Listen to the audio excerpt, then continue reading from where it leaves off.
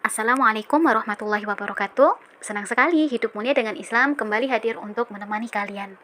Kali ini kita akan ngobrolin sesuatu yang bisa membuat kita sadar bahwa aturan Allah ketika dipakai untuk mengatur kehidupan, maka rahmatan lil alamin akan tercipta. Ya, kita akan membahas nasib para pahlawan tanpa tanda jasa yang sedang memperjuangkan kesejahteraannya. Menaruh asa pada P3K, guru honorer kembali kecewa. Masih segar dalam ingatan kita, pekan lalu, publik dihebohkan dengan besaran gaji para anggota Dewan Terhormat per bulan. Ini diungkap oleh salah satu diva sekaligus legislator negeri ini, yakni Krisdayanti, kala menjadi bintang tamu dalam sebuah kanal YouTube.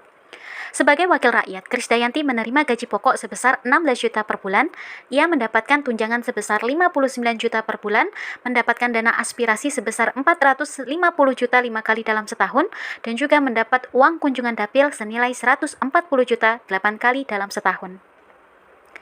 Sehingga bila diakumulasikan per tahun, para pejabat setidaknya menerima gaji bisa mencapai miliaran rupiah. Berbanding terbalik dengan kesejahteraan para guru honorer, setiap mendengar kabar nasib guru honorer pasti membuat hati kita pilu. Ketidakjelasan status, upah kecil, hingga kesejahteraan yang rendah. Pengabdian selama belasan hingga puluhan tahun tetap saja masih ditemukan guru honorer dengan gaji 200.000 hingga 300.000 rupiah per bulannya. Guru madrasah di Pandeglang, Banten menjadi sorotan lantaran tidak bisa merasakan pendapatan yang layak dari kegiatan belajar mengajar di sekolah. Ia hanya menerima gaji 50.000 per bulan, sementara Kemenak pun tidak bisa berbuat banyak karena memang tidak ada anggaran yang dapat dialokasikan untuk menggaji guru madrasah tersebut. Guru sejatinya digugu dan ditiru, bukan hanya bertanggung jawab mengajar mata pelajaran yang menjadi tugasnya, melainkan lebih dari itu juga mendidik moral, etika, integritas, dan karakter siswa didiknya.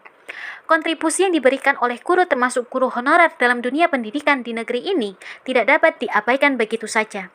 Guru dan tenaga kependidikan honorer memiliki semangat kerja yang tidak jauh berbeda dengan guru PNS. Fakta di lapangan terlihat bahwa guru honorer adalah lapisan kedua bahkan garis depan bagi guru-guru PNS yang tidak bisa mengajar, memenuhi kewajibannya sehingga bebannya diberikan kepada mereka. Ditinjau dari status kepegawaian, terang benderanglah peran signifikan guru honorer. Sejumlah 1.607.480 atau 47,8% guru yang berstatus pegawai negeri sipil, sedangkan 62,2% sisanya merupakan guru honorer. Jika ditelisik secara historis, tahun 2005 adalah momentum di mana para guru honorer pertama kali mendapatkan harapan kesejahteraan. Tidak tanggung-tanggung, dua kebijakan fundamental hadir sekaligus.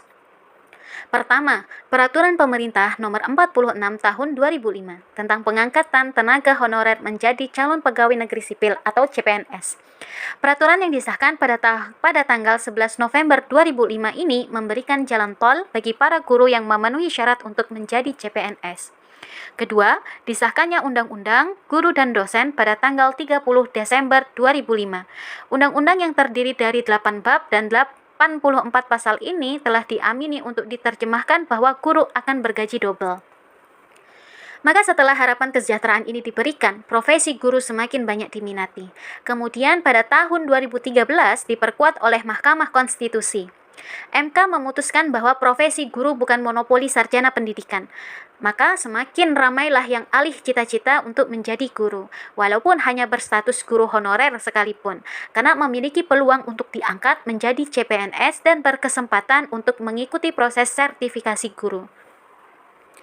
Nyatanya, sampai saat ini harapan itu sebatas angin surga. Bahkan awal tahun 2021 ini menjadi kabar buruk bagi semua guru honorer.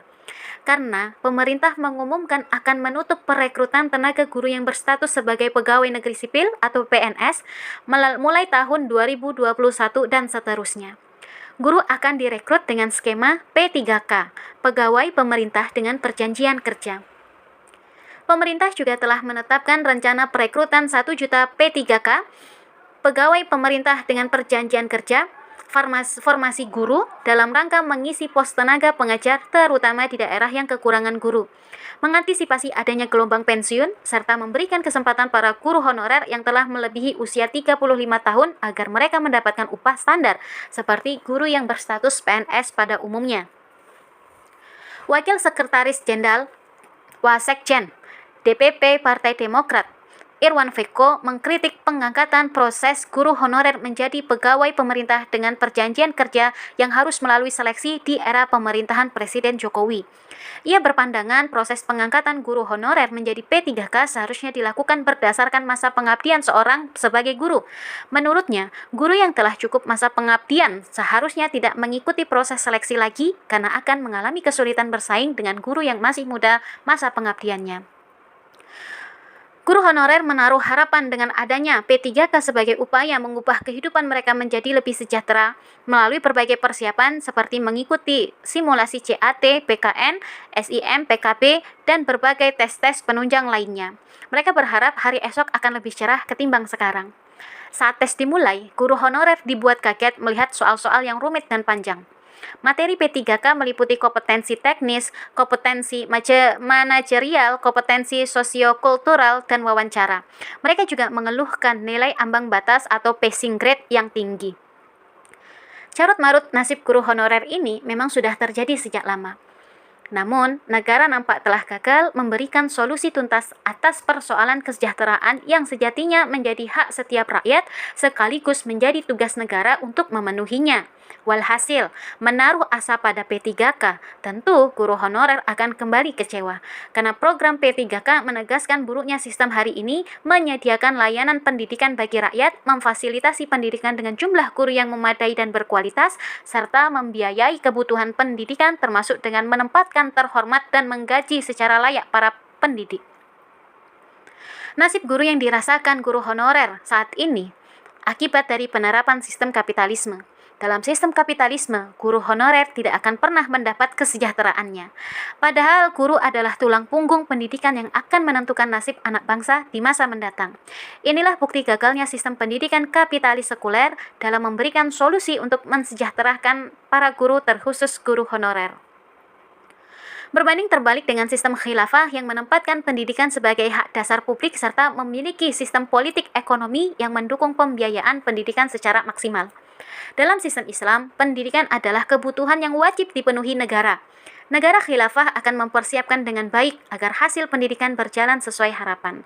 Negara akan merancang infrastruktur sekolah yang memadai dan merata, menyediakan tenaga profesional, menentukan gaji yang layak bagi para guru, menyiapkan perangkat kurikulum berbasis akidah Islam, dan juga memberikan pelayanan dengan akses yang mudah bahkan gratis bagi seluruh warga negara. Bila kita telusuri sejarah Islam yang pernah berjaya berabad-abad lamanya, akan kita temui betapa gembilangnya pendidikan di masa khilafah, terkhusus di masa kekhilafahan Abbasiyah, yang mana pendidikan dan ilmu pengetahuan mencapai puncak kejayaan yang sampai sekarang pun belum ada yang menandinginya, baik mutu pendidikan maupun kesejahteraan gurunya. Pada masa Khalifah Umar, bahwasanya ada 3 orang guru di Madinah yang mengajar anak-anak, dan Khalifah Umar bin Khattab memberi gaji 15 dinar. 1 dinar itu ada 4,25 gram emas, sehingga 15 dinar itu setara 63,75 gram emas. Bila kita akumulasikan dengan harga emas misalkan 1 gramnya 700.000, maka gaji yang akan diterima para guru pada masa itu setiap bulannya mencapai 44.625.000 rupiah. Pada masa Daulah Abbasiyah, tunjangan kepada guru begitu tinggi seperti yang diterima oleh Zujaj pada masa Abbasiyah. Setiap bulan beliau mendapat gaji 200 dinar.